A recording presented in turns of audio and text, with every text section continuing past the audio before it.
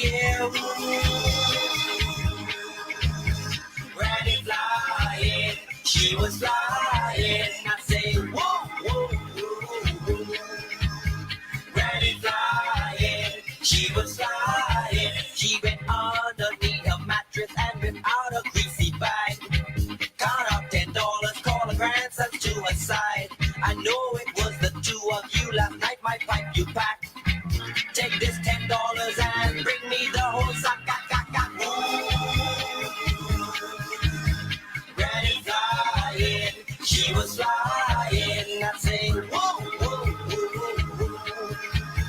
Granny flying, she was flying. I'm gonna blow this house down. Gonna huff and a puff, 'cause I don't play around. Gonna huff and a puff, gonna blow this house down. I'm the big bad wolf, no nobody gets around with Granny. Oh, fine, Granny flying, she was flying. Say, go on, say that was. Granny flying, she was flying.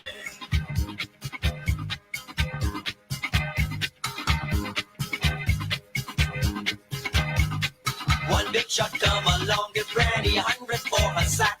Before he leaves, she decide she gonna go look for more. With one flashlight in her hand, she dash out to $100 beach. But a man with a Tommy gun make my Granny run, run, run, run. Ooh. Granny flying, she was flying. I say, whoa, whoa, whoa, whoa. Granny flying, she was flying. Oh, she huffed and she puffed, but she ain't look around. She huffed and she puffed, her feet ain't touch the ground. Oh, she huffed and she puffed until she reached the town. This ain't no joke, that was the last time Granny smoked. Granny flying, she was flying. I say, whoa, whoa, whoa, whoa. Granny flying, she was flying. I say, whoa, whoa, whoa, whoa. Granny flying, she was flying. I say, whoa, whoa, whoa, whoa. Granny flying, she was flying.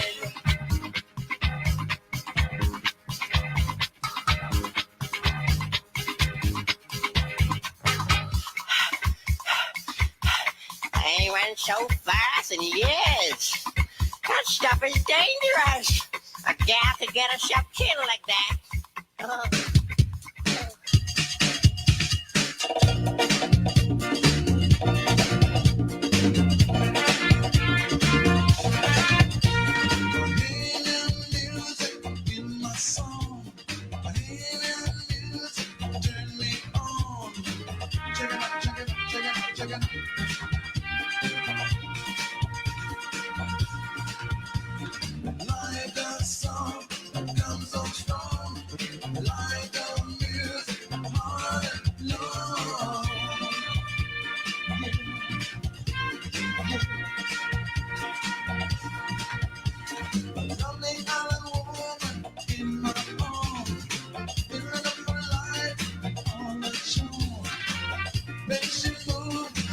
So sweet, rocking all time to the island beat.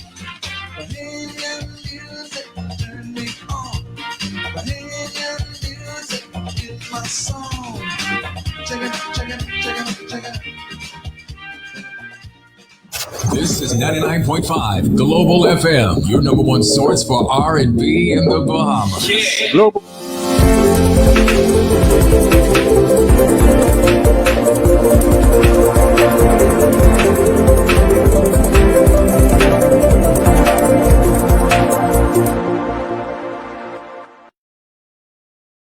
The Professor. Call in and participate at 326-0271 or 326-0272. Follow us live on Facebook and globalradio99.5fm.com. Express yourself live on Global Radio 99.5 FM.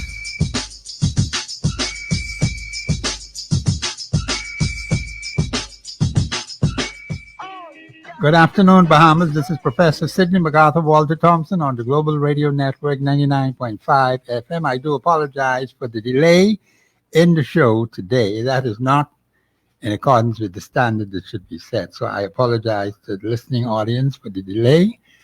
I got caught up with some things, and time just seemed to run so fast. So you got to pray for me that I can be on time every single day until the man come back, because we have to do a lot of work in the country, and we have a lot of problems that need resolving.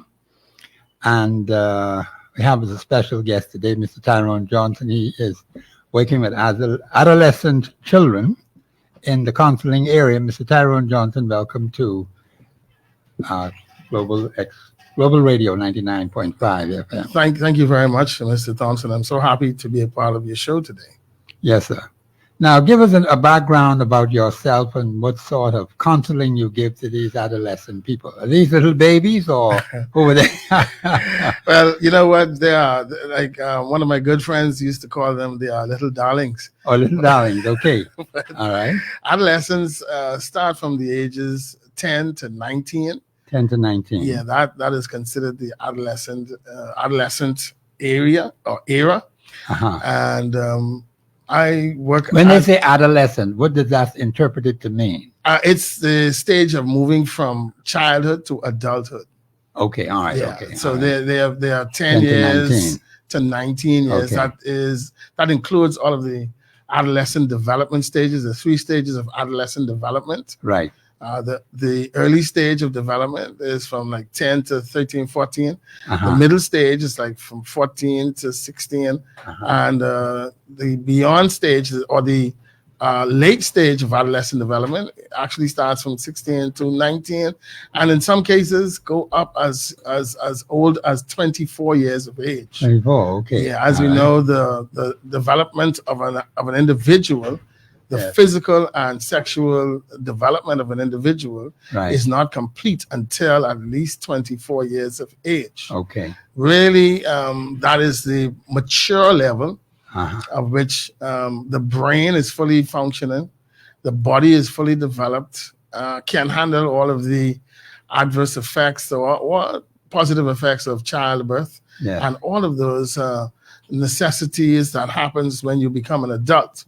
Okay. So that is the adolescent development, moving from childhood stage to adult stage, Okay. adult life. Right. Yeah. And so they go through lots of changes, emotional, physical, spiritual, social, and academic changes during those 10 to 19 years. 10 to 19 years. Yes. But I want you to comment on the spiritual changes that they are going through. Well, What have you found out in your years of experience? well, listen, there are some young people who have been exposed to social media, and there are a whole lot of information as it relates to spiritual situations in this world. Okay. And so there are some people who have decided that they don't believe in the God that we know or the God that we serve in the Bahamas. Uh-huh. And then there are some who believe in other fantasy worlds kind of thing. Other people who have connected with what should I call it? The supernatural in terms of black magic and that sort of thing. Uh-huh. And so a lot of young people are falling prey to the information that is on social media that has Okay. been placed there by many different religions, as it were, in the world. But in the Bahamas, I mean, I was talking about Bahamians, but normally, the majority of the young people do believe in God the Father, God the Son, God the Holy Spirit, or the religion of Christianity. We have some who believe in the religion of Rastafarianism. Okay. But we also have some who have connected to different sources of spirituality as it relates to their sexuality. And so sometimes they don't find a problem with homosexuality. They don't find an issue with that because in some spheres, people think that it's spiritually okay because of the fact that they've been born as somewhat a mistake sometimes. They feel like God may have made a mistake and thought they should have been males and made them females. So Yes. they latch on to that belief system of spirituality, but they still believe that God is God and that it's okay for them to express themselves in that fashion. So if I'm understanding you correctly, you're saying to me that the younger people, this is stage 10 to 19, because I wasn't exposed to this kind of crap at all when I was that age. No. And it's rather interesting that it's happening at such a young age. Yes, What it is. is causing young people 10 to 19 to be attracted to someone or some entity or some people? You did mention social media with all this information coming in. What is it that we have in place to assist these young people? Because, see, the problem is suicide. Yes. I've heard them talk about suicide. I was looking at my own family for the last 70 years. I cannot find any hardcore evidence of any proof of suicidal tendencies on my father's side, on my mother's side, right down to little pigeons today. All of them want to live. There is no hardcore evidence of suicidal tendencies. Not people who go to church and believe in God because they know they commit suicide going straight to hell. The thing is that I don't know where that's coming from. That may be coming from social media, of course, but it would appear as if we seem not to have a grounding on godly values, which the Constitution talks about, Christian values, Right. which gives a good standing for the Bahamian people. It seems like we have moved away from those hardcore, biblically sound principles. Because there are those who would question whether the Bible is relevant today right. or not. And that's fine. They can do that. The Constitution allows for freedom of religion. But I always say, well, what was the purpose of the nation being founded? Because when you look at the purpose of the nation being founded, you would begin to see that there are some things that the founding fathers allowed for to happen, where they have this freedom to express themselves, freedom to change their religion. There's a whole article that deals with that. You could be one Baptist today, then this afternoon you want to be Catholic. You could do that. Or you may be Methodist in the morning. Right. Then this afternoon you may decide I want to be something else. But that is possible in our system. In certain areas around the world, that is not happening because you have certain entities where they compel people to go in a certain direction. Yes. So why is it then that even though you have a position where you can choose wisely, I don't know the percentage, maybe you may have an understanding of what the percentage is like among young people in that age grouping, as to why that is happening in our country, apart from the fact that it's on social media. Yeah. Well, again, if you go back to the beginning, and I'm talking about the book of Genesis. Yes, sir. I'm also a pastor, but if you go back to the beginning and you ask the same question, why did Adam and Eve make the decision to disobey God? Good question. When he said without a shadow of a doubt, this is what you should do, not eat of the fruit of the tree that is in the middle or in the center of the garden. Yes. It's a forbidden fruit. Yes. A lot of young people believe that fruit is an apple. Oh, okay. So their perception is an apple is okay to eat. Why put an apple in the middle of the garden when you can't eat it? Okay, let me ask you one question. Is it biblically sound? They have an assumption that it's an apple. Right. You said No. you're a pastor. No, it's not biblically sound. Okay, good. All right. I'm just saying the perception of the young people. No, I understand that. That's why I asked you if that perception is biblically sound. You said no, but that is true. That is correct. It's not. Okay. There's nothing in the Bible that says it's an apple. Oh, okay. All right. It's a forbidden fruit. We don't know what it is, right? Okay. So So if something is forbidden, that means you should not participate in it. right, you shouldn't touch it. Which means you have a positive alternative Yes. to that. Yes. And that is what I think our young people need to look for. Well, Because there are again, certain things that are not allowed right. when you look at the structure that God has given us. Yes, but if they think that it's an apple, and that an apple is okay to eat, then they would not understand that it was a forbidden act. Yes. And so the actions that they're doing, they're participating in, do not seem to be forbidden to them. Now, that's a good point you raised right there. Doesn't seem to be forbidden to them. To Now, them. the scripture says there's a way that seems right to a man, but the end thereof. You know, you're a pastor. You know how this goes. it's of evil and destruction, but yeah, really destruction. I relate to this, and the young people do not see the destructive ways that they are becoming involved in. They do not understand it, because it's you see these negative behaviors permeating the airwaves, on the televisions, in the games, in the movies, everywhere in society. Okay. And so you have, listen, this looks right to me. It look okay. It seems all right. Yes. Everybody's doing it. Everybody is smoking. Okay. All right. Okay. I've heard that kind of. Everyone is drinking. Right. We have parties for. I like to drink water. Come and drink some water with me. Everyone is drinking. You have christenings. Right. Okay. Where there's a large party, a variety. Yeah. Of alcoholic beverages. Okay. And so all of this seems okay. It seems all right. Why are you making such a big fuss about it? You have, I don't want to call any names of any particular institutions, but you have institutions that are having celebrations, and let me say this, spiritual celebrations with alcohol. Yeah. So alcohol seems to be okay. Yes. Okay. And then you have ministers of the gospel who are appearing to be of a homosexual lifestyle, which again, if this is a man of the cloth, and he's an homosexual, then why is it wrong? How's it wrong?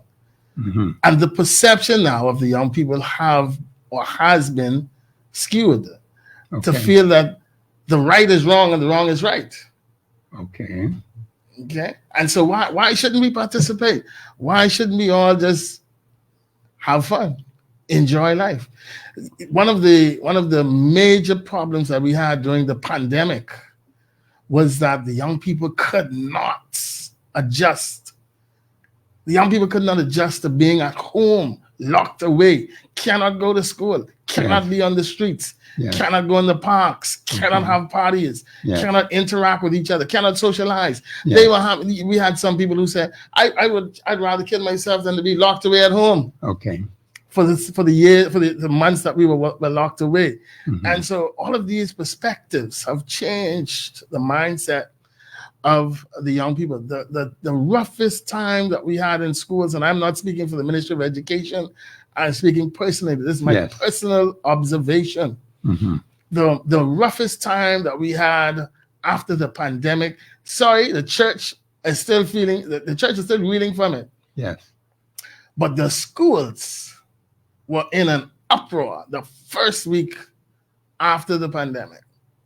When the children got back into schools, got back on the streets, were able to do what they wanted to do. It was like Sodom and Gomorrah. Okay. No, I'm not exaggerating, because they could not take it. They could not understand it. Okay. I'm not talking about the adults, the husbands and wives with extramarital affairs. I'm not speaking about them. Okay. I'm speaking about that particular age grouping, 10 to 19. 10 to 19. Yeah, they couldn't. The adjustment was horrible for them. Okay. They couldn't understand it. They didn't know where it was coming from. They didn't understand the pandemic. There was a child who I saw who said, "The world coming to an end. I might as well kill myself before the world comes to an end." Right. Okay. All of these perspectives were spewed through social media. Okay. So it would appear to me as if there's a need for guidance and direction for the younger generation. There's an extreme, immediate need for the mindset of our young people to be turned back to God, as it were, and the spiritual the spiritual basis on which we were found, the spiritual implications Yes. of which the forefathers placed in our Oh, yeah, constitution, that is spiritual very important. values. Yes. We have to get back to those. How are we Yes. going to do that? It's going to take strategizing by all. I should think so. Yes. Everyone needs to participate. It takes a village to raise a child. Yes. And so it's not one particular area. Boys brigades, girls guides, brownies, Yes. RA, all has to come together. Yes. Yes, sir. All of the agencies who are working with, we cannot work in a tunnel fashion. We cannot work in isolation. In isolation, I agree with I was that. going to say territorial, Yes. like territorialization, Yes. kind of effort. No, it's not my territory. The Bahamas is ours. Yes. This land is our land. That is true. And we have to combine our resources in order to bring about the positive change, right, that we are looking for. It's not just the government. It's not just social, what's it called? Social services? Social society. Yes, okay. It's not just social society All or right. civil society. Civil society. It's not just okay. civil society. Yes, sir. It's not just the civic organization. And if I sound passionate about it, by George, I am. Yes, okay. Well, that is good. That's very positive. Because we need it. I have grandchildren. I look that old, but I got about 7 grandchildren. That's plenty. And they need direction and guidance. Yeah, we need to do things for them. Okay. I'm 60, so I might be a little too old to be concerned about next week or next year for me. Okay. But I am concerned about next year or next week for my grandchildren. Well, I'm glad you're interested in the grandchildren. I call them the pigeons, you know. Yeah, I understand. That's what you meant. You said pigeons. Yes, I did, yeah. But the thing is that I think example setting is one thing. Yes. And I told him I want to live in a glass house. So when you see me 2 o'clock in the morning, you know, that's Professor Sidney McArthur, Walter Thompson. That's him. You ain't got to gossip and talk about me because you see for yourself. What you see is what you get. Yes. You see? Because unfortunately in this country, we have personalities who wallow in gossip.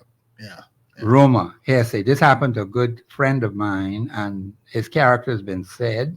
His family has been hurt. And it's like going to try to repair the damage that has occurred to his business and so on. Mm-hmm. We have to be very, very careful with our responsibilities in bringing information. In fact, something happened just yesterday. I was to talk about that, but I'll do that in the second hour when you people are gone. But the thing is that, you know, we have so many things that are occurring in this country which we're overlooking. We seem to be burdened down with issues. For example, you have constituency issues. Yes. You have family issues. You have personal issues. The personal ones, I don't get involved in them. I let you handle it yourself. But community issues, constituency issues, island issues, national issues, those are important to me. Yes. And what has happened basically is when you listen to the talk shows, you hear people complaining all the time. And I'm not saying they shouldn't complain. The question that I ask them after they have laid out their complaint, what are you prepared to do about it? Right. Now, that's where the difficulty comes in. Yes. They seem to run into a brick wall. What am I supposed to do? And I try on these shows as hard as I possibly can with precise, accurate information, because this is basically dealing with your constitution, which is the supreme law of the land. And unfortunately, too many of our people have ignored it for 50 years and 9 months. And it has hurt the country. It has hurt our people badly. But we have to fix that.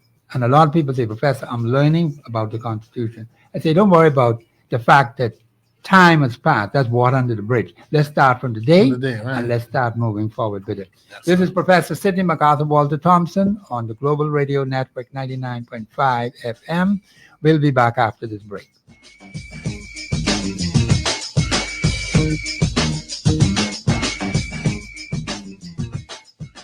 Express Yourself Live will return right after this.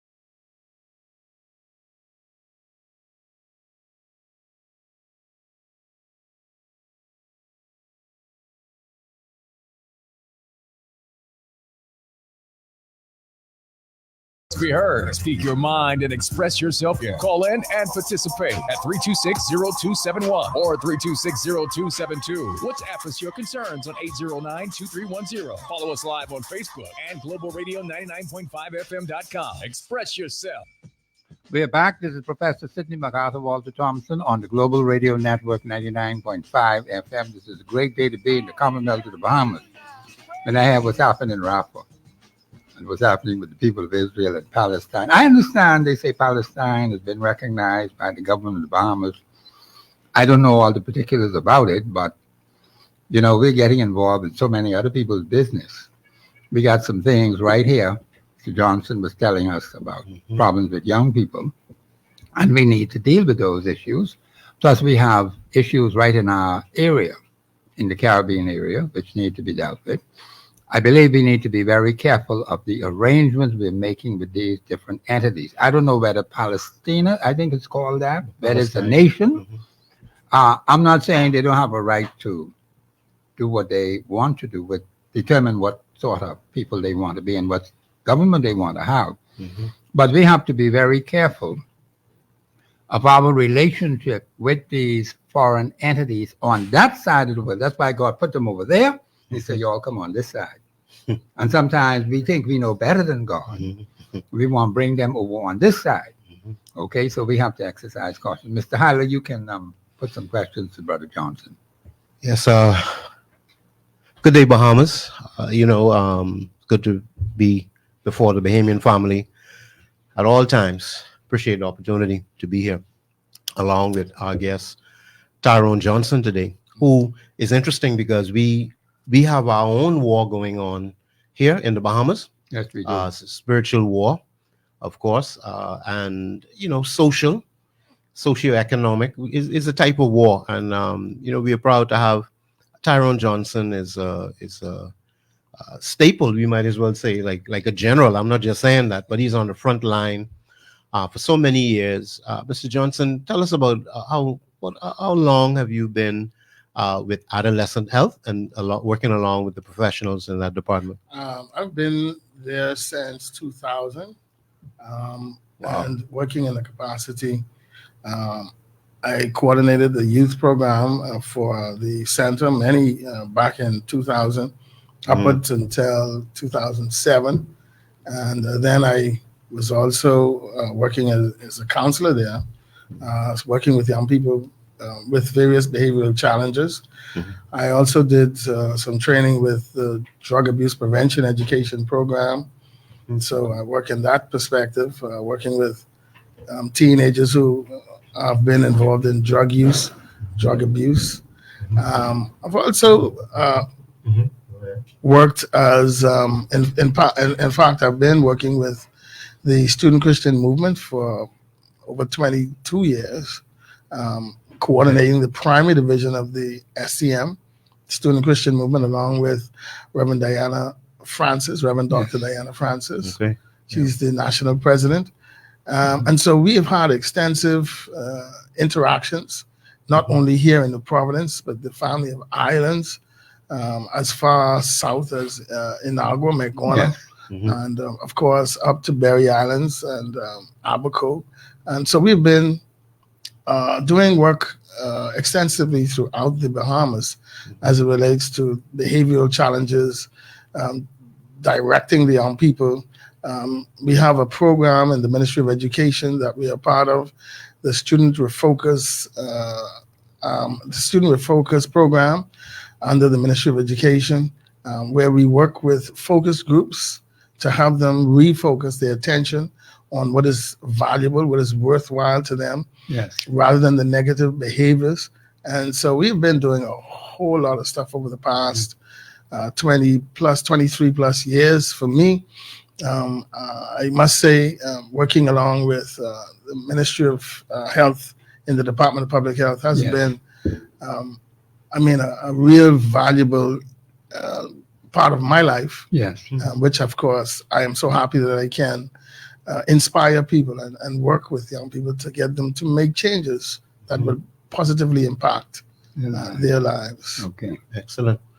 Well, and also to the best of my understanding, and we can give credit and be proud of the work that, even though we analyze the work of successive governments over the past years, and we point out some of the shortcomings or whatnot. But in terms of shedding light on some really positive work that has been going on, I understand that even the establishment of an adolescent health department, or just with a focus on the youth, tell us about how even that was groundbreaking in terms of other countries not necessarily having that same department. Well, back in it initially started in 1992 thereabouts, with the then chief medical officer, Dr. Marcelin Regis, along with Nurse Kathleen Johnson, Ms. Andre Archer, and other health professionals who felt that there was a need for a specific program to deal with adolescents, as there was somewhat of an increase of pregnant teens back in that area, in that era. And so they developed a clinic just for the pregnant teens to be able to receive antenatal care. That mushroomed from the adolescent clinic into adolescent health initiative or adolescent health services, where a specific programmatic facility was designed, which there was none other in the Caribbean. Nowhere in the Caribbean was a facility that dealt specifically with adolescent and adolescent issues. And so in the 2001, we had persons traveling from throughout the Caribbean and modeling programs to take back to their country after the adolescent health centers programs, which was groundbreaking for the country. We had persons as far as Canada, Chicago, and Boston in the United States, who took the program back to their hometown, their state, their city, and initialized the program there in their country. We had persons from Jamaica, Barbados, Trinidad, in our region who came and did the same thing. And so it was a first in not only the region, but in the Western Hemisphere, in many parts of the States. They didn't have anything like it. And the wisdom of it came from, like I said, those persons, Dr. Marcelin Regis, Ms. Kathleen Johnson, Mrs. Andre Archer, and others. Dr. Vicente Roberts, well, he's associate professor at UB now, Vicente Roberts, who was the clinical counselor at the time, clinical psychologist. And those persons saw the need to develop an holistic program for adolescents, where not just pregnant teens could come and receive service, but anyone who is an adolescent who may have a medical need, who may have antenatal care, who may have behavioral challenges, academic challenges, anything, drug challenges, can come and receive the necessary attention and care through the Department of Public Health at the Adolescent Health Center. And so we are strongly going forward. We have not dropped the ball over the past 23 plus years. I've been there that long, but even before that time, we have not dropped it. We have been consistently moving forward with the program. And thanks be to God, we are seeing the impact within the society from the Adolescent Health Center. Well, that is excellent. And I just want to repeat the part where you said that pretty much when we developed in the Bahamas, that department, it simply did not exist in the region and beyond, even into the US and into Canada. So you're telling me that the Bahamas were the first.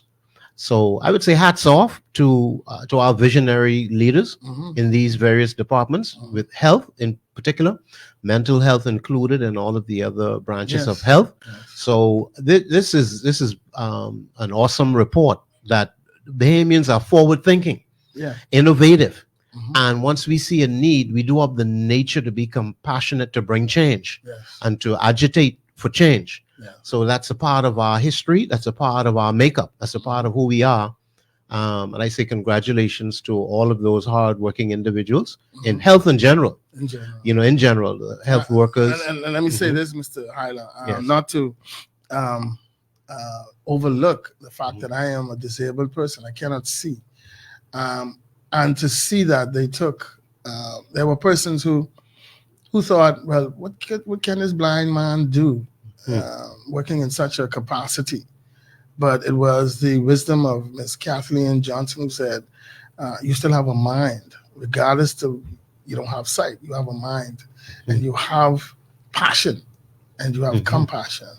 And that's why I'm still here today at the Adolescent Health Center, because she saw not just a young man who has something to offer, but she saw a man with a disability who could make a difference, in society. Awesome.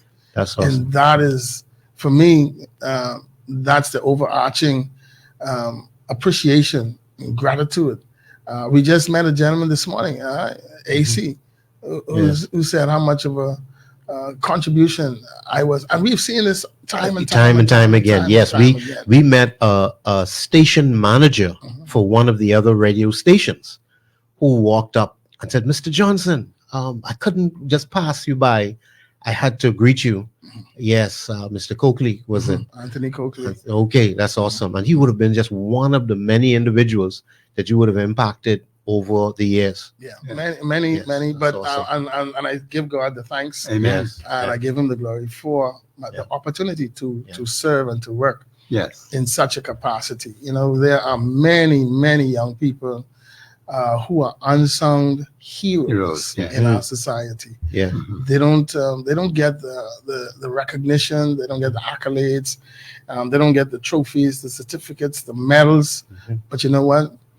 They get the gratification that they would have made a difference in someone's life somewhere along the way.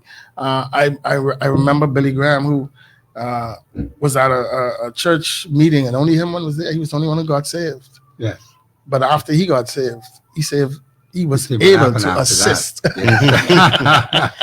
Most So definitely. with that one seed did, right? Most definitely. That became a forest. You see? Yes. And so that is the way that we have to look at life. Yes. We cannot look at it in a vacuum. We have to be broad in our perspective, broad in our thinking.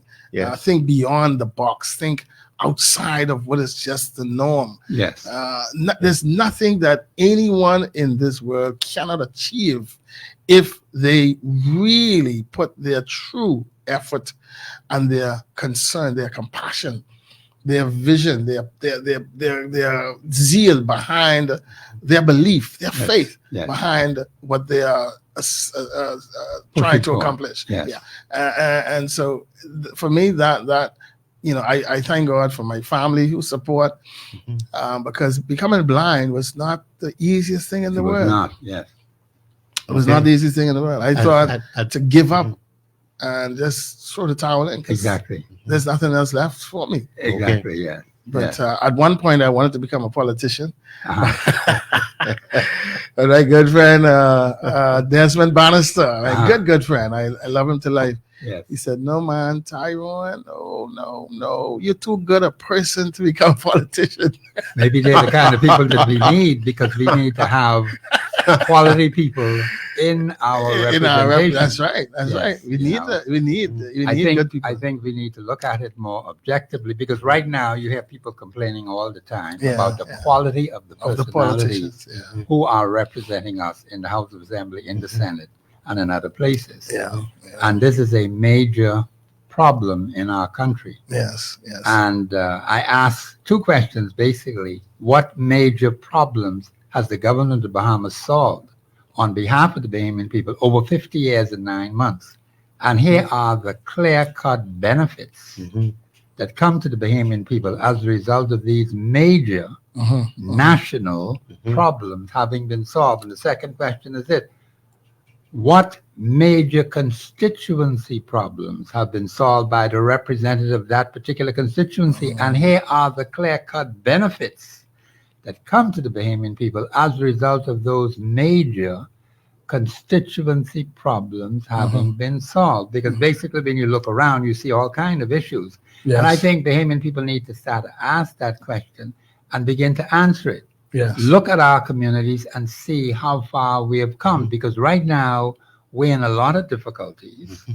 And it has been because basically we have sat back and done nothing about a whole lot of things, which we allowed to just keep building up. But see, God is very merciful to give us the opportunity to repent. Yes. I tell people on this radio station we need to turn from our wicked ways. And it's very, very difficult when you don't look at yourself and see the weaknesses and shortcomings you have. See, I wouldn't know about the Christian community having wicked ways if I didn't see 2 Chronicles 7:14. Yes. But you're looking at people, these should be good people, good Christian people. Yeah, people of God. That's But right. God said they got wicked ways. Okay, some things you just don't see. So I said to them, I can live in one glass house. Keep those glass clean so you will be able to see what you get is what you see. Right. And so the thing is that we have to live a lifestyle that is pleasing to God. And at the same time, our business life, our private life must match up with what God says in His Word. Of And course. also what the Constitution It says. says, yes. Yeah, that's Definitely. What's You know, the- Professor, when you ask what has, certain political figures done in their constituency, Yes. all those questions that you were asking was so ironic. A person like Tyrone Johnson is actually doing what the other's supposed to be doing. I gotta tell you. So but he that's what's should so be- ironic. Yeah, I'm yeah, not that's saying what that I'm he should get into politics, because we can exchange places right now, And just for full disclosure, Yeah. I am known to Mr. Tyrone Johnson, and he is known to me. We've known one another for many years, Yeah, that's right. but I would trade places with him in a heartbeat Yes. because we are more alike in terms of spiritually and mentally But and that's a getting good work done. Yes. Results oriented Yeah. and compassionate towards people. So Yes. if you don't feel led to come, don't come in, because I'm trying to get out. Hold the fort till I get out. I'm only here because it's an appointment. But with what we're experiencing right now, Professor, as you Yes, said, sir. individuals on the ground and in the trenches, like a Tyrone Johnson, Yes. would you say that things are, in terms of problems that you face with or the adolescents are faced with, would you say that things are increasing? Things are, getting worse? Are they well managed, or is it overwhelming? I'd say it's a bit of all of it. It's being managed. They are increasing because of the shift in the mindset of our young people. Things are increasing. We have lots of issues that are not known in the media. Of course, I won't be able to mention all of the issues that are, that are there, that are happening. Not all of it is in the media, but there are lots of things that are increasing, negative things for the most part. Yes. But we do have some good issues amidst it. In the midst of all of the negativity, we do have some young people who are advancing, who are excelling, who are becoming better young people, who are making wise choices. That's positive. Right. Yeah, and so we want to also recognize the positivity. Professor Walter MacArthur, I can't remember what it is. You'll get used to it.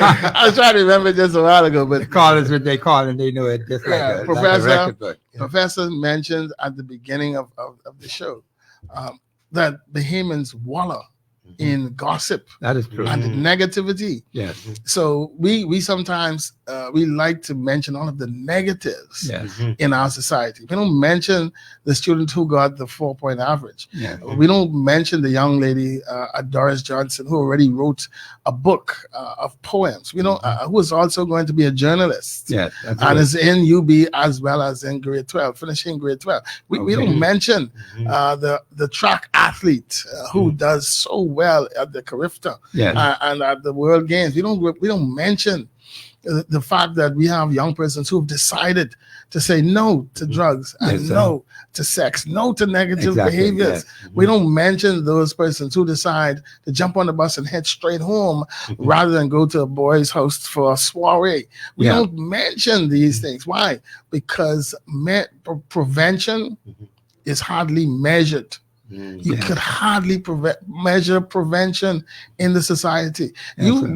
You could measure secondary prevention. You could measure tertiary level prevention. Yes. When you do secondary prevention, that's because you have to go to an institution for either counseling or behavior management or Okay. anger management or drug treatment. Mhm. When you go to tertiary level prevention, you've been to an institution where you were housed, where you had to be dependent on the facility for housing and detention Yes. and correction.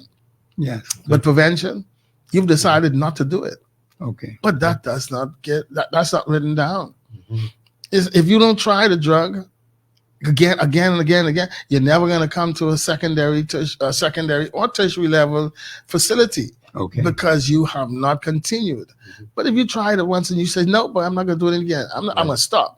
Who writes that down? Who writes your name down to say you decided to stop? Yeah, Makes that's a note of good. That's a that. good point. Yeah. It's fine. never measured. Mhm. Prevention is never measured. What can we say to parents who need help with their young people, to keep them on course? What advice would you give Well, parents? I always tell young parents. I always tell parents, young parents and older parents, because we have a lot of young parents And who are grandparents, still, we have some young parents who are just maybe 10 years, no, not 10. Let's say 12 years older than their child, That's 13 years older than their child. Yes. Sir. So they're still young. Yeah, and that yeah. child is now 13, 14, and So the they're parent 23. is just, a little older than that. Yeah. So they're still That's going close. through their challenge. Yeah. So we tell them, learn more about adolescent development. Yes, sir.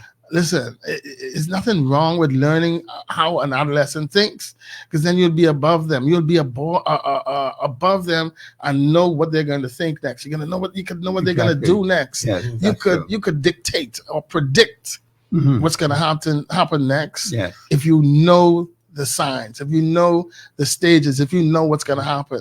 If you say to a child, listen, I want you to wash these dishes, and the child says, I don't need to wash them dishes, I didn't use all of them, you can understand, okay, they are going through that stage where they feel that they're not responsible for everything that went wrong. Mhm. And so we can understand that. We can make provisions for that. Okay, no problem.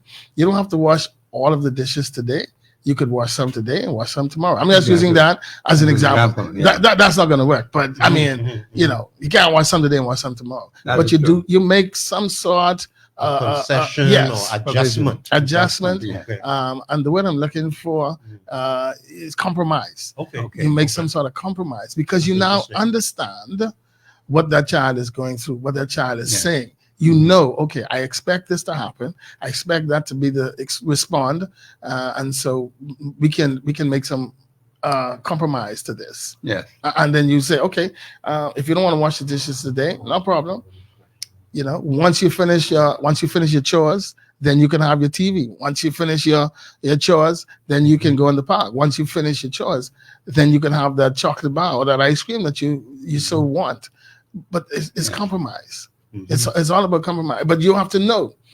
And some parents do not know what to expect from their child. Yes. And so they get frustrated because they themselves, and I'm not saying that single parenting is the worst thing in the world, but it could be really frustrating. Yes. And so you have some single parents who do not know how to adjust to a child saying, no, I don't want to do this. Or no, I want to go to the mall. Or no, I want to go to Fusion with my friends. Or no, I want to go to colors. I want to go to the dance. I want to wear mini skirts and clothes. And I want to look like I'm a woman. I want to look like I'm a woman. Because you're doing it. You dress up. Daddy, you smoking dope.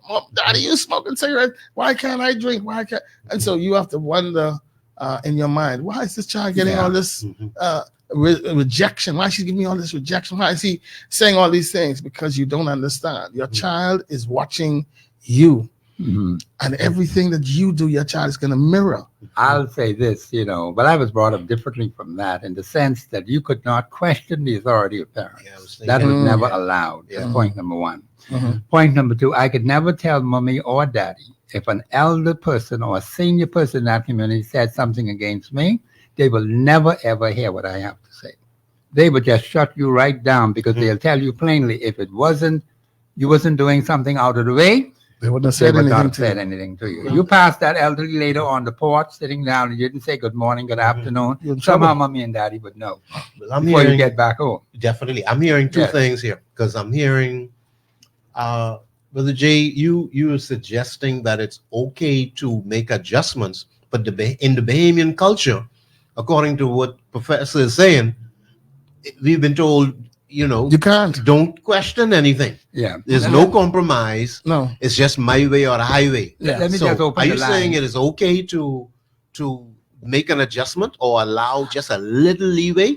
No, I'm saying you have to. I'm not saying it's Wow. okay. Wow. I'm saying for the sanctity of you as a parent That's profound. and for the Yeah. continued development of that child, Mhm. you must. That's- You have no other choice Let's right open now. up the line. Yeah. Yeah, the lines are open 326-0271, 326-0272. You can ask Brother Johnson any question. He is dealing with young people. And we have to look at problems that young people are faced with. A lot of the things that they are faced with today, I never ever met them in my life because mommy and daddy were there every single day. Every time I woke up, there was daddy. As young as I am, there was mommy. And there was never a time when I didn't have mommy and daddy. Now, today, of course, some young people don't know who mommy may be Or who daddy or is. who daddy is for that matter.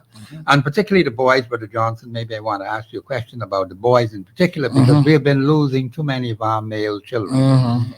And you do not see fathers involved primarily in the lives of the child, particularly if the child gets into trouble. You see grandmother, you see an aunt, you see a mother, but you see an auntie, but you don't see daddy. And that's biblical in Proverbs. It It says is. that. Yes, very much so. So we have to do something. I tell the men, the women of this country make us look good. 50 years experience that I've had. The women of the country, starting with my mother, right on up to now. The women make the men look good. And I tell the men, you got to learn how to behave yourself and conduct yourself properly because the women look to the men for leadership and we're Right. not giving them the kind of leadership that is essential, is- what yeah. God says we ought to be giving I to agree. strengthen the family. Yes, That's sir. not happening. Yeah, I know you said that we couldn't do anything unless our parents were a part of it, and that is so true. I'm only 60 years of age, and so I caught a tail end of that era. Yes. Where if I'm walking in Market Street, Farm Road, we know that, going to T. Gibson Primary, and if there were 10 or 15 persons who are elderly on that street, if I didn't speak to all 10 or 15 of them, Okay. by the time as I get back home that evening, Right. my parents would know, Okay. and I would be in trouble. Okay, Brother Johnson, I'm hearing the music in the background, so I know we're going to a break. Yes, sir. This is Professor Sidney MacArthur, Walter Thompson, Mr. Dwayne Highland, Mr. Johnson on the show. We'll be back after the break.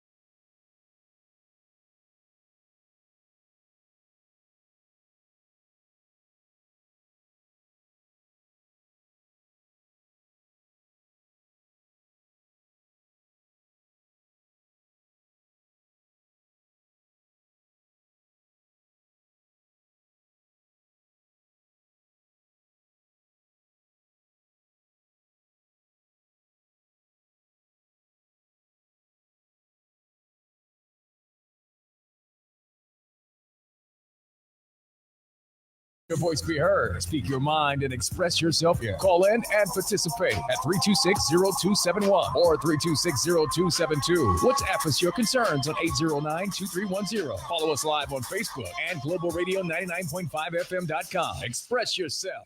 This is Professor Sidney MacArthur Walter Thompson on the Global Radio Network 99.5 FM. We are back. It's a great day to be in the Commonwealth of the Bahamas. We have our share of problems, but we can get these problems solved. It's going to take some hard work and discipline among our people. In fact, the Constitution speaks to a national commitment for discipline. And unfortunately, we seem not to be as disciplined as we ought to be as a nation. There's a lot of work that has to be done in terms of taking self-discipline, a national commitment to self-discipline. That's right. And we have an undisciplined society. You know, I just heard on the report today about 2 police officers who will be in charge of stealing $90,000. And that tells you that the theft pull is very strong in so many areas. In fact, my sister told me how she was working in an offshore bank with access to dealing with big, big money. And it seems like people have their fingers very light. They have little respect for something that doesn't belong to you. My mother and father always taught us when we went out window shopping, you look, but you don't touch. You go in the shop, you don't touch the people's things. If you break it, that means they have to pay for it. Yes. So we were disciplined in the sense. I don't know if they do this for the Johnson in the schools, where you had to sit for 45 minutes, fold your hands, and put your finger on your lip. I don't know if they just do that today. Not now. Not But that anymore. was done in our day, and it taught us discipline. And my mother, having 5 boys before she had the first girl, she would put us on the porch. We had an open yard. Wherever the spot she placed you, that's where you stayed until she got back. You dare not move from that spot. And it takes the fact that parents have to instill that in their children. But the sooner they let the hand of the child go, the child then running all over the place. They're gone. So the fact that we haven't taught our children certain basic fundamental principles, and the parents themselves don't know it, so that's another problem. Okay. So it creates a lot of confusion. Yes, of course. But Brother Johnson, speak to this issue about children running away, and you did mention about the fact that some children have this attitude, well, I don't want to do this, I don't want to do that. The thing is that there has to be authoritative discipline from the parents. Someone has to be in authority. Yes. And my mother and father never let us know who was the man and the woman in the house. Even as young as I am, they tell you, you're still their child. And I was the 4th pigeon. And the thing is, they had 12, 3 grand pigeons. And all of them, see, my mother liked boys. She didn't care too much about the girls. And I can understand mothers being that way. So when I see the women, you know, crying over their sons, I think about my own mother. Yes. But she would never take up for you when you're wrong. No. Okay. You could not get mommy or daddy to do that because they said no. They would not say this about you if you were not in the wrong. Speak to that, Brother John. Yeah. Well, again, you mentioned about discipline. We have a very indisciplined society in that there's no respect for rule or the rule of law in our society because it's gone out of the window. Where parents can come to schools and attack teachers because the teacher would have attempted to discipline the child. That is outrageous. That is not acceptable. But because of the laws that have been changed, where only certain people can discipline your child now, Yes. the children feel that they can get away with any or everything, and they push the ticket. They go to the limit. They go as far as they could go with breaking the rules and the laws of the school. Yes. If they could wear mini skirts, they would. If they could wear earrings in their ears They without would. being observed, they would. If they could put weave in their hair without getting caught, they would. If they could go into relationships in precarious positions in the Yes. school Yes. or areas where they should not be, and I'm talking about relations, not just hand-holding relations. Yes. If they can get into those kinds of things anywhere, and it doesn't matter, then we have lost. Our young people have lost the rule of law. They Yes. lost self-discipline. They've lost self-respect. And so we now are in a society that is similar to an uncivilized nation. Yes. Okay. Unfortunately. Yeah. And it's because of the things that young people decide that they can do without any kind of recourse or any sort of punishment. And so we now need to get back into disciplining our children Yes. much more than we are allowed to. Yes. Because of the international perspective, the rights of the children, the act or the bill that says children can are allowed to do certain things. They have a right to do this or to do that, to determine when they want to be sexually active, how they want to be sexually active. I'm glad you mentioned that. Now, I always ask the question, is it constitutionally sound? Internationally, based on, yes. Okay. Based on our constitution. No. Culture, no.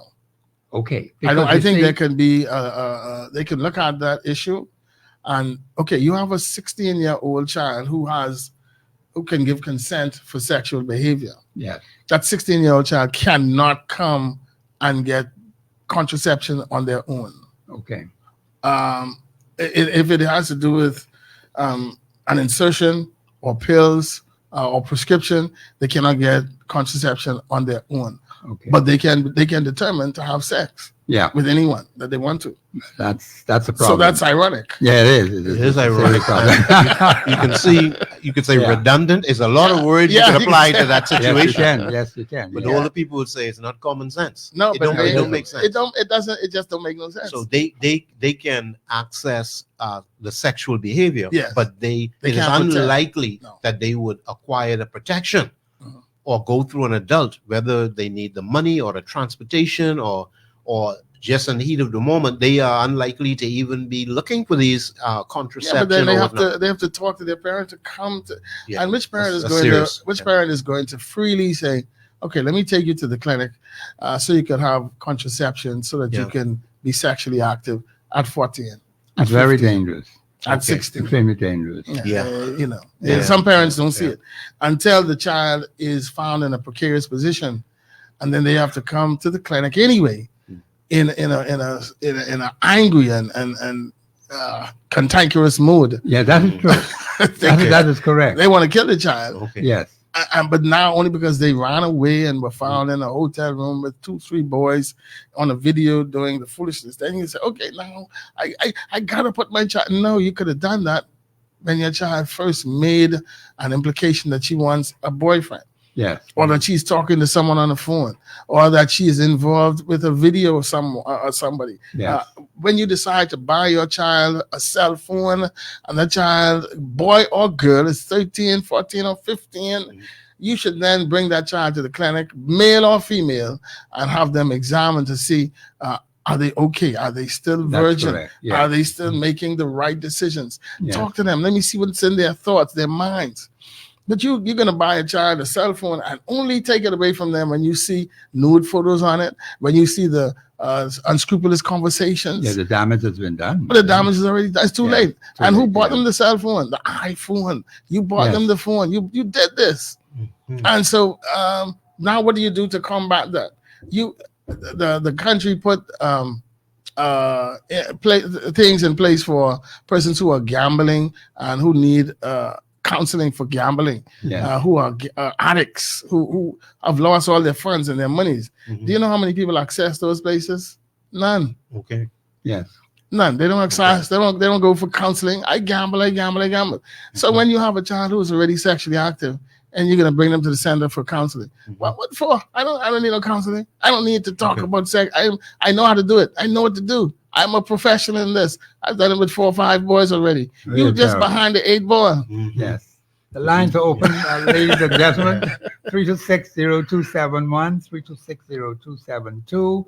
We'd like you to call in and question Mr. Johnson, Mr. Hyler, because we do have various serious problems, particularly with our young people in the Commonwealth of Bahamas, and our numbers are very small. So we don't want a situation to arise where you have so many of them become disabled. And then, of course, we have problems with NIB. Because NIB is telling you now they need to They increase the increase thing, right? Yes. So we got to have Yes. working people. Yes. And you're looking to the younger generation to become the working population of That's our right. country. That's right. And I think every individual is important. It is better to take preventative measures to avoid something from happening rather than allowing it to happen. And then you got to go through the process of being made whole again. And that could take a very long time, Long depending time. on the And situation. more resources. More resources My are needed. my mother always said, what is that? An ounce of Ounce prevention, of prevention is better than a worth pound of cure. That's correct. Yes, That's you're it. quite right. That's it. Yeah, You so see? that's the thing right there. Yeah. We need to take more prevention or Preventative preventative measures. Yes, that is correct. Yeah, I think we don't do much of that. No, And it does require cooperation. it does. It does. It Yes, does. and you mentioned the fact that now about discipline, because Scripture tells us about corporal punishment for not only for adults but also for children as well.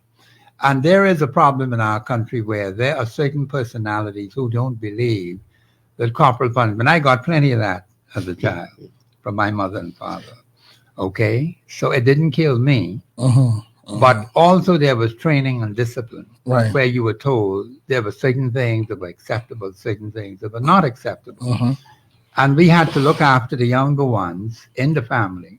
I couldn't come home and tell my mother that her baby boy, the youngest one in the family, something happened to him. I couldn't come home and tell daddy something happened to him. So I had to make sure that he was well covered, he was well protected, and I knew what I had to do because that's how mommy and daddy trained us. The older ones take care of the younger ones. But today we have children all in the street late into the night, and there's no adult supervision at all. Right. And that is a major problem in our society where you have all kinds of predators. We have a lot of strangers in our midst. We see faces, but we don't know who they are. Yes. And you have people in your country with certain attitudes that are strictly not Bahamian in nature. And I tell them I know what a Bahamian is like because I'm one of them.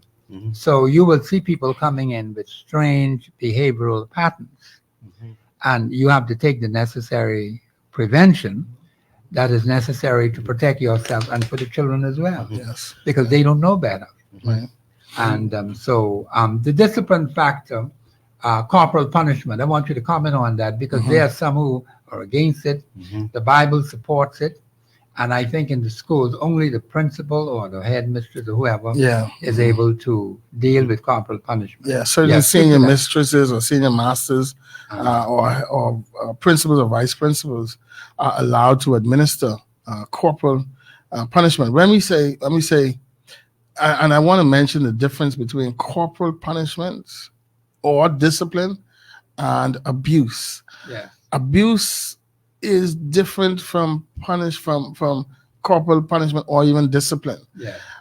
If you're going to take your fist, your foot, a stick, a broom, a pot, a pan, a rake, electrical cord, a hanger, a curtain rod, anything that's outside of what is prescribed to use to discipline a child is abuse. Okay. Once you hit a child with any object, a shoe, any object that can cause a bruise or a mark on a child or an individual, that is physical abuse and is punishable by law.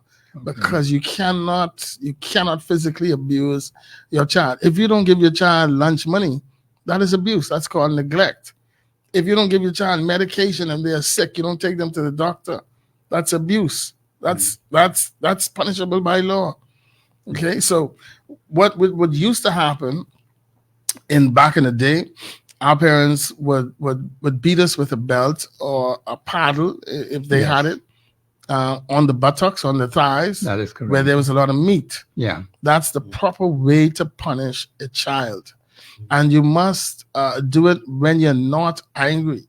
Yeah. I know I've heard persons say, my dad used to come home and sit down and relax, and then he would call you to the front. Josie, come here. What did your mommy tell me about you? What's that you doing? And then they would talk to the child and then administer punishment. Yeah. Anytime And I hear a lot of people say, "Oh, my daddy used to bruise my backside and he didn't kill me." Wow. Well, let me Yes. tell you something. It did kill something in you. And that something in you is called compassion. Yeah. Anytime you were so beaten and so bruised and so abused that you now don't care about your child. Because I had a parent and I was talking, and I just heard the backhand slap and the head hitting the wall. And I'm trying to figure what you just did. What did you just do? You're not gonna call social services because you just abused that child. Mm-hmm. And this is a young lady with a young lady with a young daughter. Okay. Now that is abuse. Okay. That's not discipline. And you say, well, my mom used to do it to me, so they didn't kill me. Yes, you just displayed or demonstrated that it killed a part of you that had compassion. You don't care anymore. Yes. You don't see that your child did some wrong and there's a way to correct her, Corrected, yes. not abuse her. Correction is not abuse. Correction comes with discipline. Discipline means to teach a person to do something in the right way. Yes. When you're angry and you're punching and drop kicking and slapping and body slam you, that's abuse. Yes, it would be. Yeah. Okay. That's not the way to abuse. That's not the way to discipline a child. You're hurting that child. And what you're gonna do, you're gonna cause that child to go out and hurt somebody else. That's correct. And that's how you have bullying. Okay. Physical abuse leads to bullying in the schools. The child goes to school angry, frustrated, disappointed, dismayed, and someone in that school says, "Boy, you're so fat." And then what he does, he takes advantage of that little person who called him fat. And so he's going to beat up that little boy day after day after day. And then that little boy becomes so distressed and so depressed that now he wants to kill himself. Yes. There you have suicide. Suicide, okay. So one thing leads from one thing to a next to a next. It's all interconnected, and we don't see the connection. So when we decide that we want to discipline our children, and we think that the best way to do it, I saw a father one time at a school. His child got a low report card. His GPA was low, and that father was a police officer. And the way he manhandled that boy, leaving that school was embarrassing. Yes. For the little boy. And all of the students laughed at him. What do you think that child would have done the next time he came back to school? He would hurt one of those children who laughed at him. Exactly, that's correct.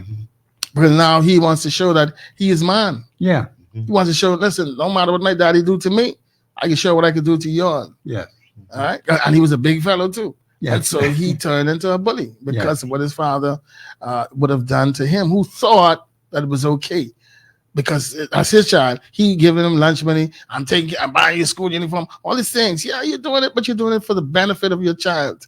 That's so right. if they did not learn, you find a way. That's what compromise is. You don't just mistreat a child because he got a lower than 2-point average. You don't do that. A lot of parents say, "Oh, I can't wait for PTA, not PTA. I can't wait for report card day. I can't wait to go to school. If you ain't got a GPA, what I'll do to you? I'll kill you." You just destroyed a child. Yes, sir. You literally, with your words and with your intentions, put fear in that child who's now going to do something foolish because they know they're not going to get a 2-point average and they want to avoid getting mistreated or abused in the front of their co-students or fellow students. And so it's a far-reaching effect. Yes. No, it did not kill you, but it killed something in you. Yes. And that is compassion. It killed your need to be concerned for your own child. Because I noticed they talked about these videos that be going around, and it would seem as if people have, like you said, the lack of compassion, where people are being physically trampled on, violence breaking out among young people, and they are filming it and making remarks about it. And I agree with you, the compassion is killed in the person because you are not sensitive. No. That is a human being just like you. Yes. Flesh and blood, skin and bone. Flesh and blood. And they can feel pain. And of course, that is the wrong way to go about That's it. the wrong way. How do we I always ask this question: how do we counteract this? Because there are some parents who are working hard to train their child to be disciplined, to be respectful, and so on. It would seem as if you have a difficult time, unless it's by divine intervention that God would look after. I always tell young people, the best way to survive and get as young as I am is to always listen to mommy and daddy, be respectful to mommy and daddy. Yes, yes. God will see to it that you are going to have a long life. Yes. And he will make sure, look out for your best sir. interests, Yes. even when no one else is there. That's right. Okay? So that's a guarantee right there. But the point is that there are some, and like I tell people, God didn't promise you a bed of roses. You're going to have some licks. Yeah. It's going to come your way. He said, through much tribulation, Yes. you Yes. will Right. enter Right. the kingdom of God. And Yeah. he said, I will deliver you out of, which means you got to go through it Yes. and be delivered from it. Yes. You see? So those things we have to look at as Yes. well. Yeah. Well, But, yeah, go ahead. we're getting some big answers, and you're enlightening us today. Really, it sounds plain, Mr. Johnson. The way you're saying it is excessive punishment or abuse, but we don't, in the Bahamian culture, we don't see it as excessive. A broomstick, I just beat you, may bruise you a bit with a broomstick, a wire, drop cord. Yeah. You know when you're supposed to be home. You coming home 10 o'clock, 12 o'clock, or not coming home at all and coming back the next day. Yeah. So how do you convince the parent that it's not excessive if they feel like, how am I going to drive this message home? You cannot sleep out. You cannot stay out for the young man that may come home with, the smell of marijuana, and he's in the 9th grade or whatever grade he's in, but he's an adolescent. Yeah. And the person smells it, and it enrages some of them, or not to make an excuse. What do they do? What do they do to not go to that extreme? First of all, Brother Hyla, let me say this. If you look in the book of Proverbs, I think it's either 22:6 or 6:22. I always get it confused.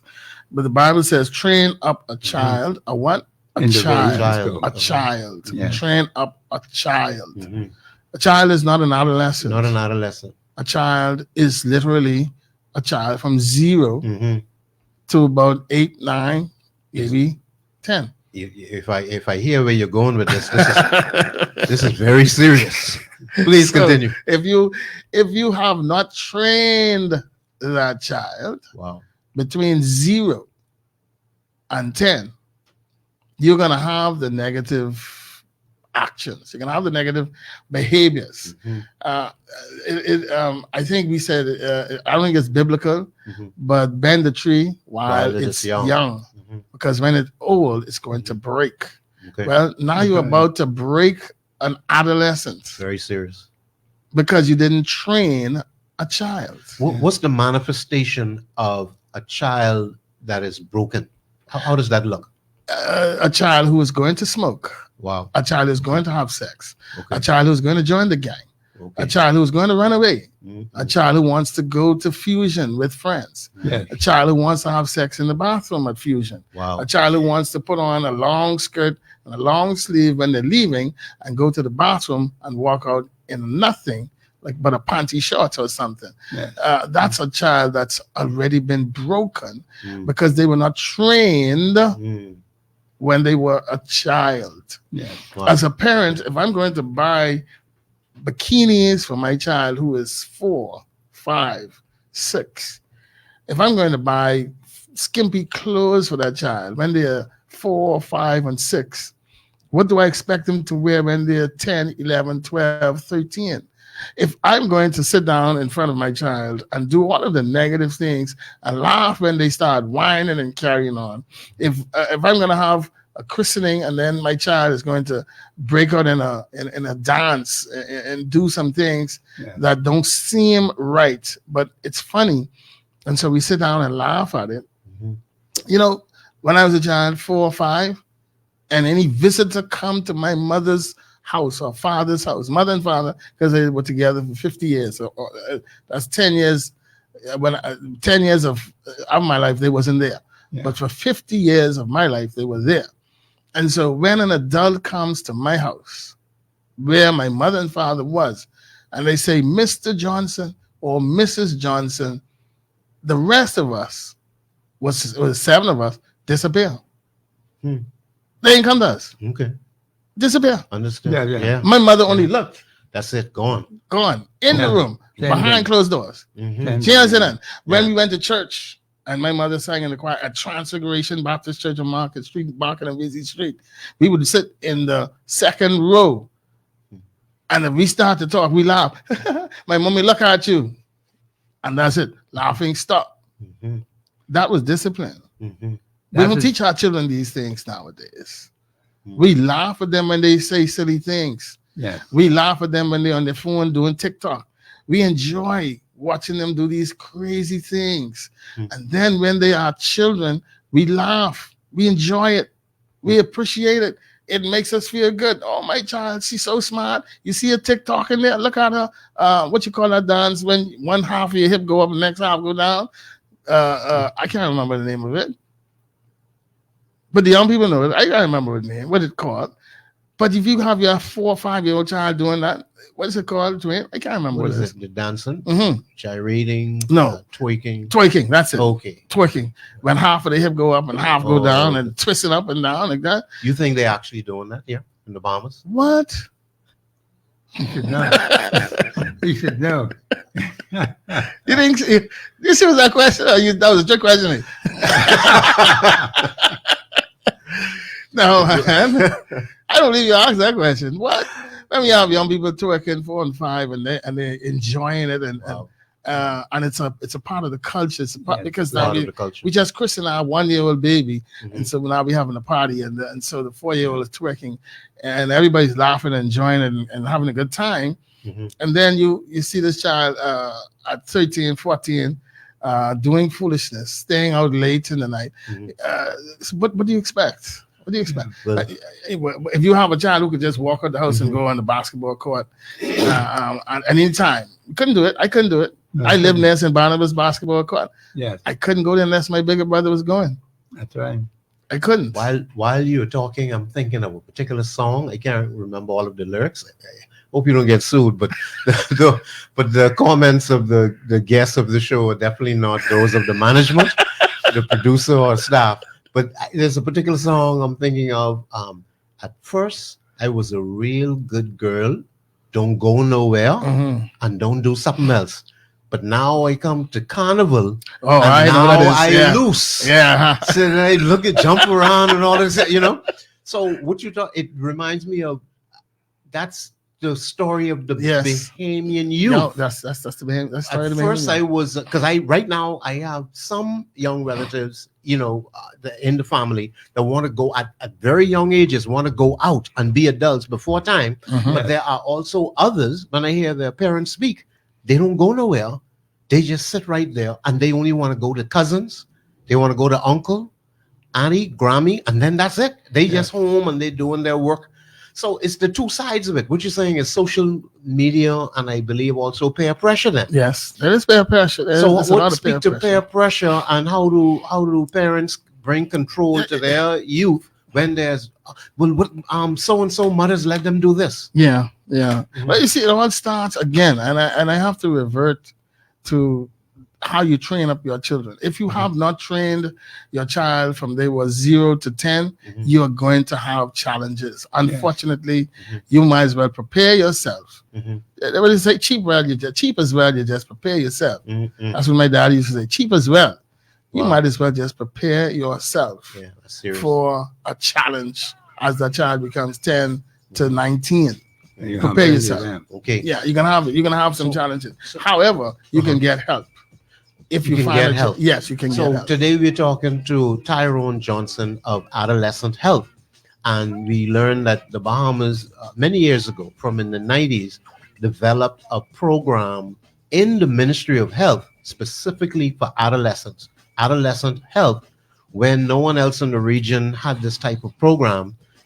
Right into the US and on to Canada, they came to learn the model here in the Bahamas. from our healthcare professionals. So Yeah. that is profound. Yet that's the good side of it. The bad side in terms of we have seemed to let our children have their own way.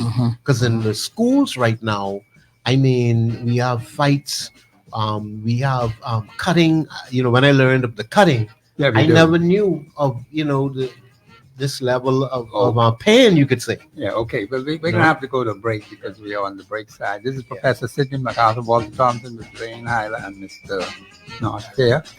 Tyrone Johnson. I got to get the name right. We'll be back after the break. Thank you very much.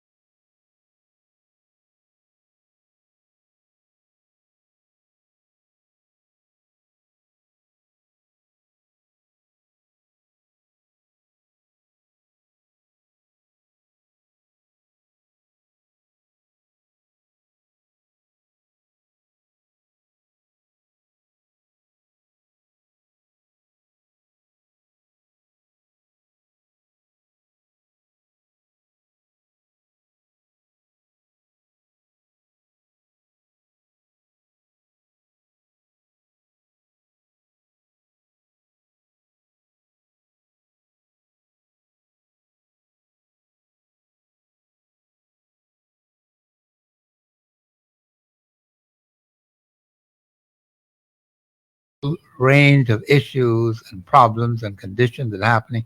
I'm going to say it plainly to the Bahamian people. There's such a thing as repentance. People can change. God has made it possible for us to change. But the point is you have to be willing to change. You can come to repentance. See, God says no matter how laden down you may be, He is able to bring you relief. But now you have to be willing to repent. And this, the hardest thing, I learned this from my late pastor, Dr. Herbert W. Armstrong. The hardest thing for a human being to do is to admit error and change. Okay? And we have to struggle with that because we got carnal nature. And carnal nature doesn't want to say, well, I'm wrong. So we want to continue in the wrong way, and we will continue doing wrong after wrong after wrong because we never admitted to the fact that we need to make changes. Okay? This is why you see conditions in our country deteriorating, because those who've been given responsibility make errors. They call them missteps. I say, no. They're national sins. That's what they are. Community sins, constituency sins, national sins, family sins, personal sins. And then personal ones, you got to work on that yourself. I ain't getting in that way. But the others, I'll speak to them. Work with them. But the thing is that, no, we can repent, we can change. And I just want to say about those who consider to be broken, yes, it's because of the devil. Yes, it's because of the demons, but there's still hope for you. Yes. Okay? But now you have to come to some realization that there are things you are going to have to do. And God will help you as you go forward. Brother Johnson? Yeah, if we have a lot of broken young people in society, and I can say this, that they came from broken homes. One of the things that has contributed to the broken homes is addiction, whether it's alcohol addiction, whether it's drug addiction, whether it's gambling addiction, whatever it is. The psychology of addiction has really caused a destabilization, as it were, of the family. We call them functional and dysfunctional families. Okay. Those issues have arisen because of drug abuse, alcohol abuse, immorality, sexual abuse, physical abuse. All of these contributing factors have made families in this country unstable. Yes, unstable. And dysfunctional. Okay. We don't like to use this, and I'm not insensitive to homosexuality. I am somewhat homophobic, but homosexuality has also played a role in the dysfunctionality of our families. Yes. In a major way. We don't see it all the time. We don't recognize it. Okay. But we have families that are separated because of the existence of a homosexual spouse. Yes. Who would have decided to trade places, as it were. Yes. With their gender. And so these are the things that create major situations and brokenness in some of our families. And the people who feel it the most are the young people. Yeah. Us as adults, we don't feel it as much because we made the choice. When our children are now living as if, I don't know, my mother, my father, my parent has decided to go one way or do the other thing, or they can't get away from drugs or some addiction, and then they are placed in a government facility. Yes. And in that government facility, they are faced with challenges again. Okay, being overlooked, being unable to find a responsible person to take them on as children or to become their parent, and they are saddened, they are distressed, they are depressed, they're anxious, they become suicidal, and all these other negative things. And that's why we have so many children who cannot. And some people cannot take on the burden of taking a broken child into their home and say, well, I'm going to take the opportunity to rear them. Yes. We've had people who made adoptions, and I know for a fact after the adoption process had taken place, they became more distressed from the child than they did before they had that child. Okay, Brother Johnson, I want to continue on that vein because I have some questions for you. I'll call you live on air. Go ahead, please. Good afternoon, Professor. How you doing this evening? I'm doing quite well today. Yeah, I was listening to Brother Johnson. What Department of Education is he with? No, I'm with Ministry of Health, Department of Public Health. Okay, so are y'all promoting contraception in the schools? Because I heard you say precaution is better than prevention is better than prevention cure. is better than cure. This is Lady Russell, isn't it? This is Lady Russell, and I'm concerned, and I like your work, and I appreciate that there's someone there to speak with young people. Yes. But I think I'm disagreeing with the national prescription for the problem. If we are a Christian nation, Brother Johnson and Professor, we have to teach Christian standards yes, ma'am. in those schools. There hasn't been anyone since Brother Burroughs Remember Brother Bowles, who used to do Youth Alive every year with Yes. BFM? Yes, yes. There hasn't been anyone in there to teach those young people the standards of God. Every Friday, there should be praise, worship, and word in those schools. We don't have to apologize for being a Christian nation, Brother Johnson.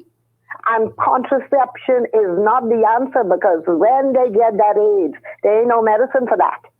So we need to be teaching young people how to uphold the standards of God, and young people are open to challenges. If you tell them their virginity is worth something, they'll keep it. But if you tell them they can have sex anywhere they like, or like the two girls I saw on the video the other day, feeling up each other in the middle of a sports meet, this is a disgrace to any nation. Yes, ma'am. Lady Russell, let me just say, Lady Russell, I did not promote. I never said that I promote contraception. No, I know you. My only reference to contraception is that a 16-year older can give consent to having sex, but they cannot give consent to contraception. Yeah, that is correct. That's all I said. I never said that it is right. I never said that they should be sexually active. I know. And I'm not promoting sexuality in anyone. I'm promoting training up a child in the way that they should go.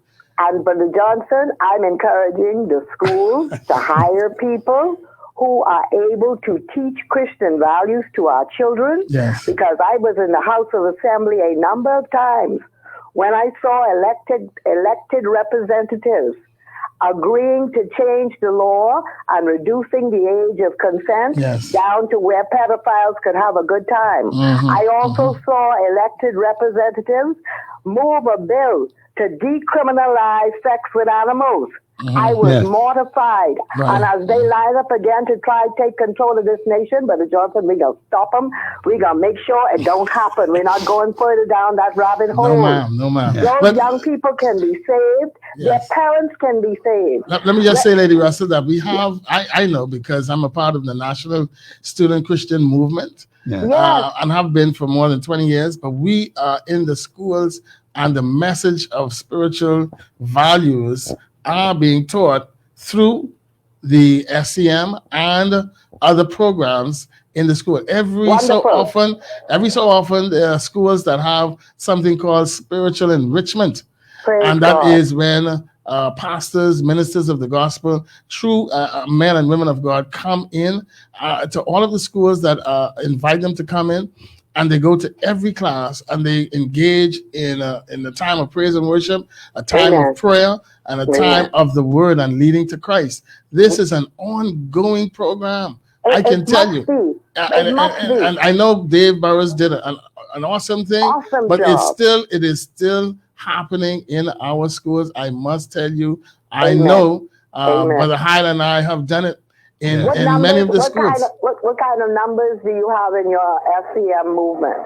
I know that we just had retreat on this weekend past, and it was well attended at the First Baptist Church. Reverend Diana Francis is the national president of that, and I know that there are many schools. I cannot give you an accurate number of how many schools are in the SCM, primary, junior, and senior, and we also have a tertiary level area at UB, and they're all clubs that are active in the schools. We even have private schools who are involved in the SCM, and they are part of what's going on. So, Brother Johnson, we're going to need a revival to save our young people, because when Kamala Harris was here with her big check to promote that LGBT lifestyle, that is the end of the nation named the Bahamas. We are already small. We can't have our young people thinking that they can cut body parts off or even learn homosexuality as a lifestyle. We don't have enough children already. We have to promote marriage, family, wholesome young people behaving properly. And we can't be ashamed of it, Brother Johnson. No, we're not. Like those people abroad have any say over here, because they do not. And any public official that disagrees with the Christian standards of this nation, we will run them straight out of our politics, Brother Johnson. I with you, madam. Just point, and we will deal with them. Because Sir, the nation is under 500,000 people. Yes. I know. I We understand. have to promote Christian values, normal sex, and marriage. And that's the We don't have Constitution. That's the time. Constitution. It's Yes, in it the is. preamble of our Constitution, where we were founded on spiritual values But I'm and the telling rule you, of sir, law. And so we in need to our continue that. politics, in our politics, we have allowed the weevil to get involved and to suggest that we could take an alternate route. We cannot and we will not. And so I am encouraged that you're on here today saying what you represent. I'm saying we need a whole lot more than that SCM movement, and we need to root out people in our educational system who are promoting LGBT values. It will not be tolerated, Brother Johnson. I got Matter of you. fact, I can call you to find out who we need to get rid of. Yes, Because ma'am. it sounds like there's a double thing going on here. It ain't going to be allowed. No, sir. Lady Russell, I was on your show many times, man. You know who this is. This is I'm just realizing you have a sight challenge, right? yes, ma'am. I do. Yes, ma'am. Oh, and you do an awesome job. I thank You do an God for it. awesome I job. thank God for it. And I thank God for you. I'm happy to remember hear now. from you today. I'm happy to hear from you. And I Yes, really sir. was not Yes. pushing anything unnecessary or But I negative. know who you are, and I know what you represent, and so I'm talking to the listeners so that we'll get in and do that. I'm also happy to announce that Minister Adrana Lockhart, who used to do the national prayer every Yes, Friday night, yes. remember her? Uh-huh. She is raising up 10,000 praying Bahamian women Wow. to deal with this attack we have on our national identity, Yes, ma'am. where these people have no intention of being Bahamian, no intention of changing any part of their culture. They just come to knock us over. So God has shown us that we need to pray, and we need to get every prayer warrior engaged in defending these national values and this territory. So we're just letting you know. And Yeah, give me a call. I'll be coming to you for some names. Give me a call, Lady Russell. Give me a call. I will. Okay? I listen to hear from you. Thank you so much. God bless you. Brother Thompson. Thank you for Okay, calling thank in. you. All right. Thank you for All your right. call. Yes, you said a lot. And the thing is, what happens to these, you said, I want you to comment more on these broken children. Did you say they cannot be adopted? Or Not that they cannot. There are persons who may want to adopt them, yes, but because of the issues that they may be facing, because of the behavioral challenges, because of where they came from, and some of them do have some issues that are stretching, far-reaching implications if you were to bring them into your family. okay, And so because of that, a lot of the persons cannot and do not become, and there are some of them who are 18 and almost 20, yes, who have not been able to be adopted by a family who would have wanted some of these children. And then you have to understand, there are some parents who gave birth to these children and just left them and then never came back. yes, And then you wonder, who's the parent? Where did the parent come from? yes, What lifestyle that a parent had? You know, what kind of genealogy is there going to be? yes, What inheritance or the heritage that this child is going to display when they become old enough? What's going to happen? And the fear of that unknown eventuality kind of is an obstacle for persons who want to adopt. What sort of numbers are we talking about? What are the state of the homes, the children homes? Now, I can't speak to that. I would In allow terms of, social are they services. full? Are they needed? No, they're Any of filled. that? They're Okay. filled. Okay. The homes are filled. I can say that much. The homes Wow. are filled. But the numbers, actual numbers, and I can't speak Yeah, for social yeah, services, so yeah. I don't want to attempt to. Mhm. I don't want them to call me and berate me. Stay in But your I lane. think- Yeah, I say it right there. Stay in your Yeah, lane. yeah, but I know sometimes it can be difficult to get accurate Wow. and precise information Yeah. from certain people who may be afraid to give Yeah. it. But I think if the authorities are going to be open and honest with the public, I think it is better for us in the public to have a proper understanding of the issue. Mhm. Because if we do have it, then what can happen also is that we will be able to make better decisions. Yes. Because some things are still shady, Yeah. Yeah. okay? And there's not enough clarity Okay, because I can tell you from some things that I have been investigating and trying to find out. I cannot actually speak to it specifically unless I know the hardcore facts of the situation. What has happened, and I was supposed to speak to something that happened just yesterday, but that kind of shifted at the last minute. But I'll deal with that tomorrow. No, I know. Yes. Yeah, caller, you live on air. Go ahead, please.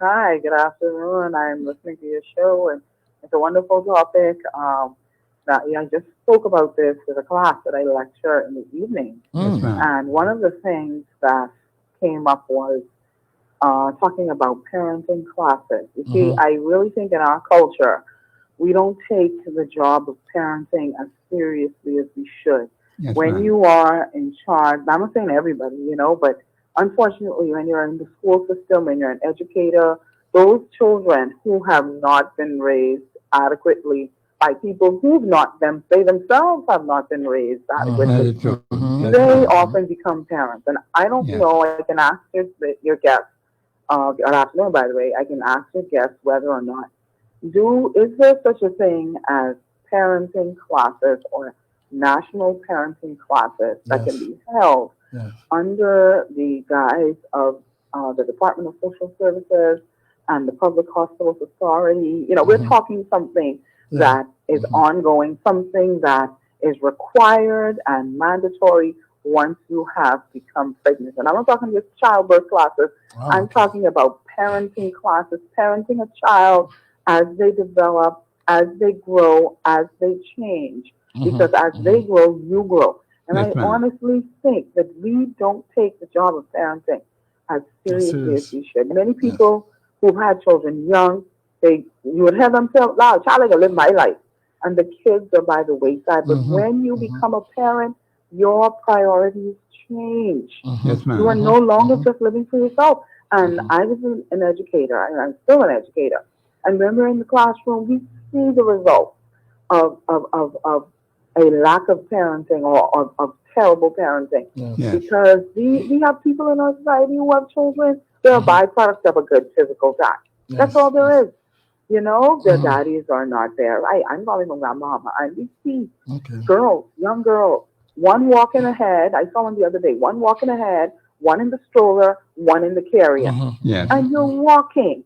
Where is the father? Why? Why do you feel you must demean yourself to that point? Children are expensive. They are a great responsibility. And I really think the government, they may consider it socialist, but we need to teach some of our people how to parent. And that is the long and short of it.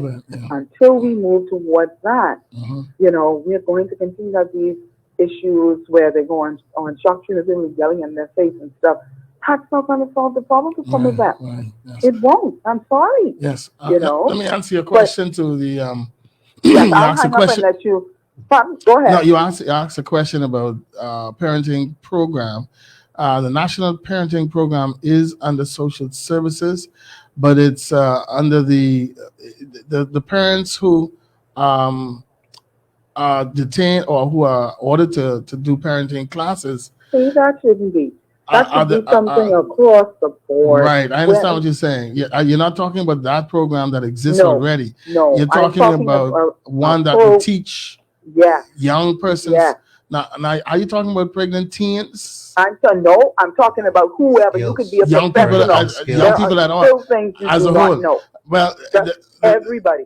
Let me tell you, the curriculum, the Health and Family Life curriculum has a component in it that talks about parenting.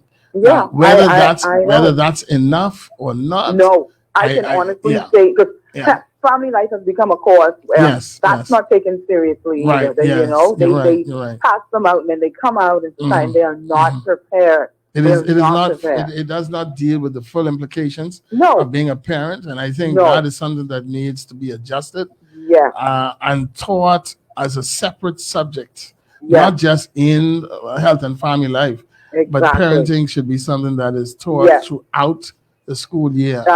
Exactly, and throughout the duration of that Yes, child's I life. agree with Because you. I agree with parenting an you. infant is different. Parenting Yeah. a child in middle childhood is different. Parenting Yes. a tween is different. Yes. Parenting a teen, parenting an adult is different. Exactly. And Exactly. so we really need to consider that. So Yes. we'll put our money in in a valuable program to Yes. that. Yeah, But something thank needs to you be very developed much. like that. You're absolutely correct.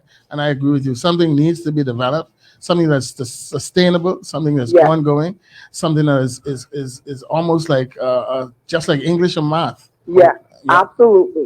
Okay, Absolutely. thank you, You're ma'am, for welcome. your Bye-bye. contribution. Gentlemen, we're gonna have to wrap up now. Yes, sir. Mr. Johnson, and then Wayne had to do it Yeah. quickly. Yes, sir. I before thank time you. is I out. thank you for the time to speak, and I would like to come back again so we can continue Yeah, we'll this give most you- we'll give you another interesting time, yeah. conversation. Yeah, Mr. Hyler. Yes, it's been definitely an eye-opening conversation, and we can continue in the near future. Mr. Johnson's office is not very far from the studio, Okay. so we can make that arrangement. So All thank right. you for the enlightening conversation. Nice to meet you, Mr. Sidney MacArthur Walter Thank Thompson. you very much. You got it right at that point. Okay. This has been your host, Professor Sidney MacArthur Walter Thompson, on the Global Radio Network, 99.5 FM. We will be here tomorrow. I'll be speaking on the topic I wanted to get on today. It's going to be hot for tomorrow. So listen very carefully what's going to happen, because something happened yesterday. I was supposed to deal with that today. But anyhow, since you were here, we just let it go. This has been Professor. We'll see you again tomorrow between 2 and 4. Thank you very much for listening, and have a pleasant afternoon.